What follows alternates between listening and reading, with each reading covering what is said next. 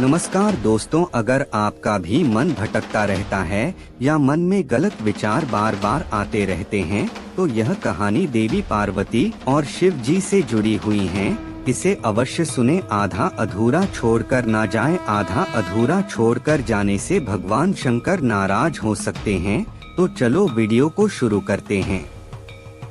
देवी सती ने देह त्याग दी थी और सती के वियोग में शिव जी ध्यान में बैठे हुए थे। एक दिन शिव जी के पास हिमाचल राज और उनकी पुत्री पार्वती पहुंच गईं। हिमाचल राज के मन में था और पार्वती जी भी चाहती थीं कि मेरा विवाह शिव जी के साथ हो जाए, लेकिन शिव जी तो तप कर रहे थे। सती के बाद वे दोबारा विवाह करना नहीं चाहते थे। आप यहाँ तप कर रहे हैं, यहाँ आपका ध्यान रखने वाला कोई नहीं है। मैं चाहता हूँ कि मेरी पुत्री पार्वती यहाँ रहकर आपकी सेवा करे। पर्वतराज हिमाचल राज ने शिव जी से कहा, मुझे इस बात की जरूरत नहीं है। महिला की वजह से ध्यान, वैराग्य, तप बिगड़ जाता है। अगर एकांत में महिला रहेगी तो मेरा तप भंग हो सकता है। इसलिए आप मुझे क्षमा करें और अपनी पुत्री को यहाँ से ले जाइए। शिव जी ने हिमालय राज को जवाब दिया। हिमालय राज और शिव जी की बातें देवी पार्वती बहुत ध्यान से सुन रही थीं।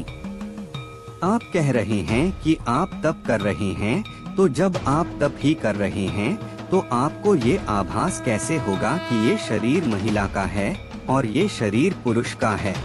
पार्वती जी ने शिव जी से पूछा।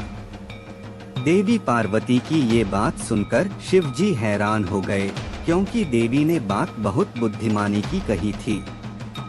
देवी, आपकी बात सही है, लेकिन मेरी बात भी सही ही है, शिव जी ने कहा। इसके बाद शिव जी ने हिमाचल राज से कहा कि आप चाहें तो समय समय पर कुछ देर के लिए देवी पार्वती यहाँ आ सकती हैं और यहाँ की व्यवस्था सुधार कर वापस लौट जाएं।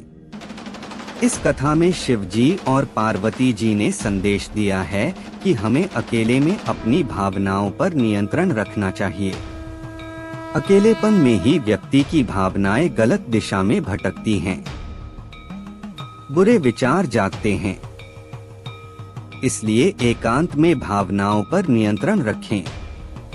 जो लोग पूजा पाठ, तप और ध्यान करते हैं, उन्हें पूरी तरह एकाग्रता के साथ डूबकर ये काम करना चाहिए, तभी मन गलत दिशा में नहीं भटकेगा। दोस्तों, कमेंट्स में हर हर महादेव जरूर लिखिएगा और चैनल को सब्सक्राइब जरूर कीजिएगा। धन्यवाद।